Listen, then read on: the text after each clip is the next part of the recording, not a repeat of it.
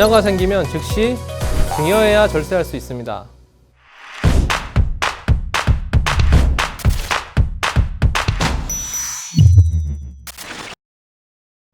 안녕하세요. 신한라이프 상속증여연구소 조정희 세무사입니다. 요즘 증여에 대한 관심이 높아지면서 신혼부부들도 자녀가 태어나자마자 2천만 원을 증여하는 경우가 많아졌습니다. 아무래도 내 집 마련을 하는 과정에서 부모님에게 증여를 받으면서 증여세를 내봤던 경험이 많아졌기 때문이 아닌가 생각됩니다. 여기서 2천만 원은 미성년 자녀에 대한 증여재산 공제, 즉 세금 없이 증여할 수 있는 금액을 말합니다. 이 증여재산 공제에서 중요한 것은 증여재산 공제의 주기가 10년이라는 것입니다. 자녀가 태어나자마자 2천만 원을 세금 없이 증여한 후 10년이 지나면 증여재산 공제가 다시 생겨 2천만 원을 세금 없이 증여할 수 있습니다. 그러면 자녀가 10살이 될 때 총 4천만 원을 세금 없이 증여받게 됩니다.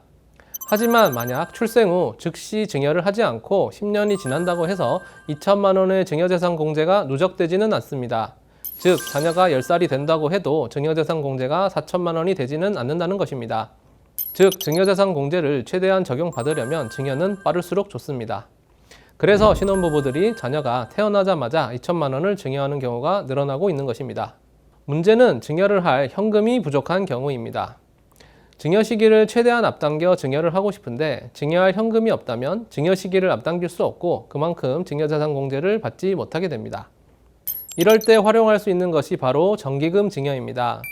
정기금 증여란 정기적으로 일정 금액을 나누어서 증여하는 것을 말합니다. 원칙적으로는 자녀 명의의 계좌에 현금을 입금할 경우 그 입금 시점마다 증여한 것으로 봅니다. 하지만 증여자가 정기적으로 수증자의 계좌에 현금을 입금하기로 약정한 경우 그 사실을 최초 입금일로부터 증여세 과세표준 신고기한 이내에 신고한 경우에는 정기금을 받을 권리의 평가 규정에 의해 평가한 금액을 최초 입금 시점에 증여한 것으로 보아 증여세를 계산할 수 있습니다.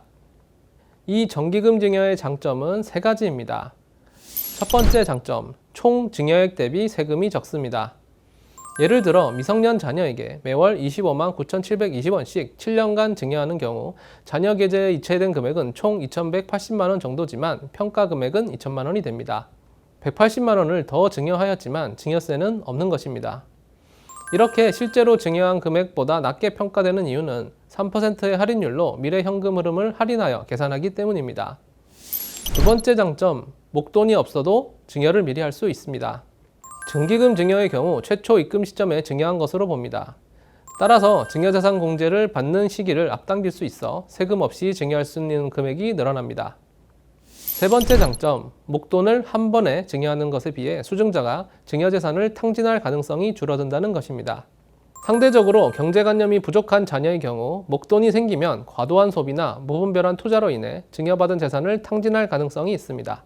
하지만 정기금 증여를 통해 목돈이 아닌 소액으로 나누어서 증여하면 재산을 탕진할 가능성이 낮아집니다.